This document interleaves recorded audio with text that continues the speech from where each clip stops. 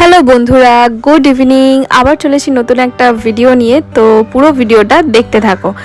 আর তোমরা আগের ভিডিওতে দেখেছো আমি এসেছি মাসির বাড়িতে, আর আমি এখন আছি হাওড়া শালকিয়ার এবং কলকাতার সবথেকে বড় শিব মন্দিরে। সেটা কোথায়? সেটা রয়েছে হাওড়া শালকিয়াতে। আর প্রপার লোকেশনটা আমি ঠিক অতটা বলতে পারবো না তোমাদেরকে।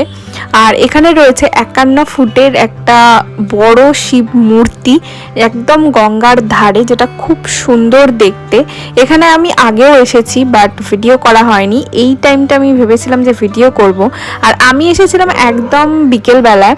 তো সন্ধে তো হয়েই গেছে, দেখতে পাচ্ছ চারদিকে লাইট জ্বলে গেছে। আর প্রচুর ফুল রয়েছে এই সামনেটা, দেখতে পাচ্ছ প্রচুর সুন্দর সুন্দর ফুল। সামনেটা খুব সুন্দর গার্ডেনিং করা দু সাইডে, আর এরকম দুদিক দিয়ে রাস্তাও রয়েছে।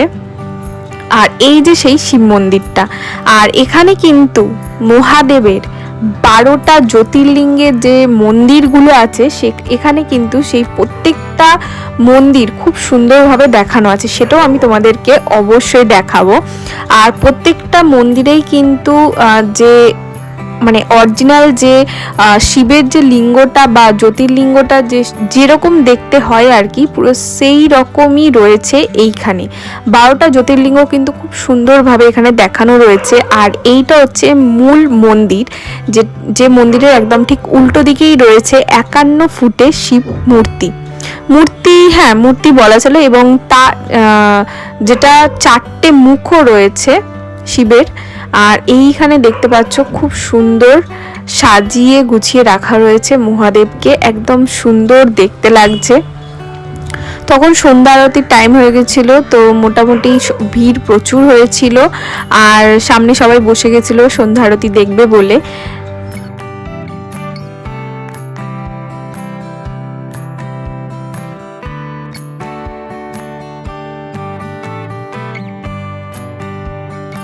আর আরেকটা কথা তোমাদের উদ্দেশ্যে বলি, যারা এখানে মহাদেবের মাথায় জল ঢালতে চাও আর কি, তারা কিন্তু 12টা থেকে 1টার সময় আসতে হবে। এই টাইমটা তোমরা এলে মন্দিরে খোলা পাবে, এবং তখন এখানকার যে সমস্ত পুরোহিতরা রয়েছেন তারা কিন্তু এখানে জল ঢালেন। তো তোমরা এই টাইমে এলে ভোলে বাবার মাথায় জল ঢালতে পারবে।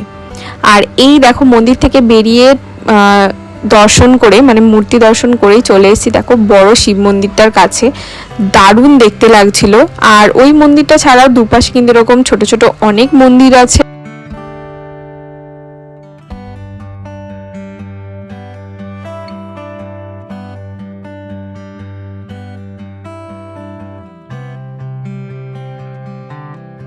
আর ওই ঠিক বড় মন্দিরটার ঠিক উল্টো দিকেই রয়েছে এই সমস্ত মন্দির, রাধাকৃষ্ণ, তারপর রাম সীতার মন্দির প্রচুর রয়েছে এরকম ছোট ছোট, আর খুব সুন্দর করে সাজানো। যেহেতু আগের দিন আমি যেহেতু পরের দিন গিয়েছিলাম, আগের দিনই হয়েছিল স্নান যাত্রা শীতলা মায়ের, তো মন্দিরটা খুব সুন্দর করে সাজানো ফুল টুল দিয়ে। আর এইটা হচ্ছে সেই জায়গাটা যেখানে 12টা জ্যোতির্লিঙ্গের যে মন্দিরগুলো সেগুলো কিন্তু এখানে প্রত্যেকটা সুন্দরভাবে দেখানো আছে। মন্দিরগুলো তৈরি করা এবং খুব সুন্দরভাবে মূর্তিগুলো পর্যন্ত রাখা আছে।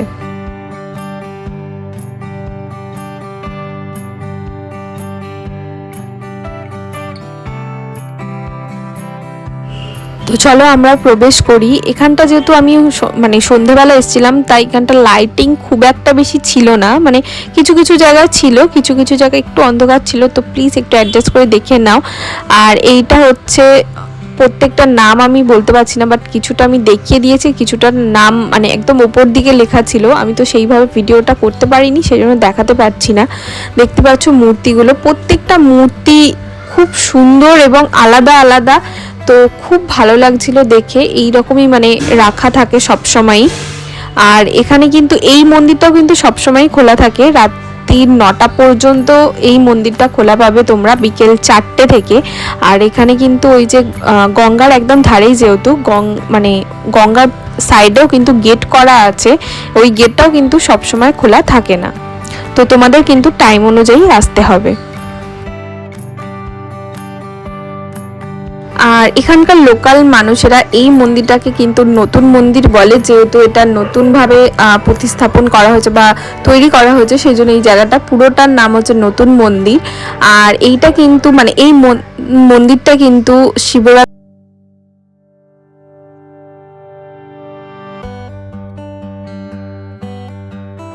প্রত্যেকটা মানে 12টা জ্যোতির্লিঙ্গে কিন্তু আমাদের দেখা হয়ে গেছে। তারপর আমরা ওখান থেকে বেরিয়ে এসেছি। আর এই যে দেখতে পাচ্ছ গঙ্গার ধারে কি সুন্দরভাবে এখানটা সাজানো গোছানো, আর মন্দিরটা কিন্তু খুবই পরিষ্কার এবং পরিচ্ছন্ন, যেটা খুব সুন্দর লেগেছে। আর এই যে হচ্ছে সেই 51 ফুটের শিব ঠাকুর বা শিব মূর্তি, যেটা দেখতে পাচ্ছ সামনাসামনি কিন্তু অনেকটাই বড়, মানে অনেকটাই একদম মন্দিরের সমানই বলতে পারো। আর এটা কিন্তু একদম হাওড়া ব্রিজ বা লঞ্চ পার করলে কিন্তু এইটা কিন্তু দেখতে পাবে, মানে এই শিব মূর্তিটা কিন্তু দূর থেকে, অনেক দূর থেকে দেখা যায়। আমি নতুন মন্দিরে কিন্তু আরও একবার এসেছিলাম, কিন্তু তখন মানে যখন এই মন্দিরটা নতুন নতুন তৈরি হয় আর কি, সেই সময় তখন এই 12টা যে জ্যোতির্লিঙ্গর যে মূর্তিগুলো বা ওই মন্দিরগুলো যেগুলো তোমাদের আগে দেখালাম, সেগুলো কিন্তু তখন হয়নি। তখন শুধুমাত্র এই বড় শিব মন্দিরটাই হয়েছিল, আর বাইরে যে মন্দিরটা দেখতে পাচ্ছ ওই মন্দিরটা ছিল।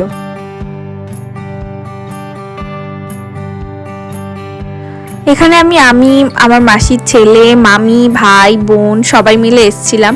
আর ওরাও এসেছিল একবার করে। আমি এটা নিয়ে 2 থেকে 3বার এলাম। দেখতে পাচ্ছ দারুণ লাগছিল, কিছুতেই না ফোনেতে আমি পুরোপুরি একদম মূর্তিটা নিতে পারছিলাম না, এতটাই বড়। আর সামনে যে মন্দিরটা ছিল না, ওটার জন্য না মানে বডিটা, মানে শিব ঠাকুরের বডিটা আসছিল, মুখটা ঠিকঠাক করে আসছিল না। তো যাই হোক, আমি একটু চেষ্টা করেছিলাম পুরো মূর্তিটা নেওয়ার জন্য, কিন্তু দেখলাম না, খুব একটা ভালোভাবে আসছে না।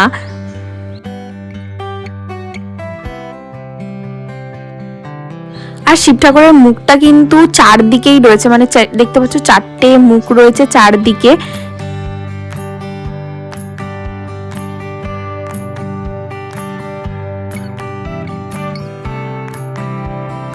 দিনের বেলা এলে হয়তো তোমাদের আরো ভালো করে পুরো এই ফুল গাছগুলো ভালো করে ঘুরে দেখাতে পারতাম, কিন্তু অন্ধকারে খুব একটা ভালো বোঝা যাচ্ছে না। তো যাই হোক, ভিডিওটা আমি আজকে এইখানেই এন্ড করছি। তোমাদের যদি ভিডিওটা ভালো লাগে তো অবশ্যই একটা লাইক করে দিও, চ্যানেলটাকে সাবস্ক্রাইব করতে একদম ভুলো না। আরও নতুন নতুন অনেক সুন্দর সুন্দর ভিডিও তোমাদের জন্য আনছি, তো প্লিজ চ্যানেলটাকে সাবস্ক্রাইব করে রাখো এত সুন্দর সুন্দর ভিডিও দেখার জন্য। লাইক করতে কিন্তু একদম ভুলো না। তো চলো, দেখা হচ্ছে তোমাদের সাথে নেক্সট ভিডিওয়ে। আর টাটা, বাই, ভালো থেকো।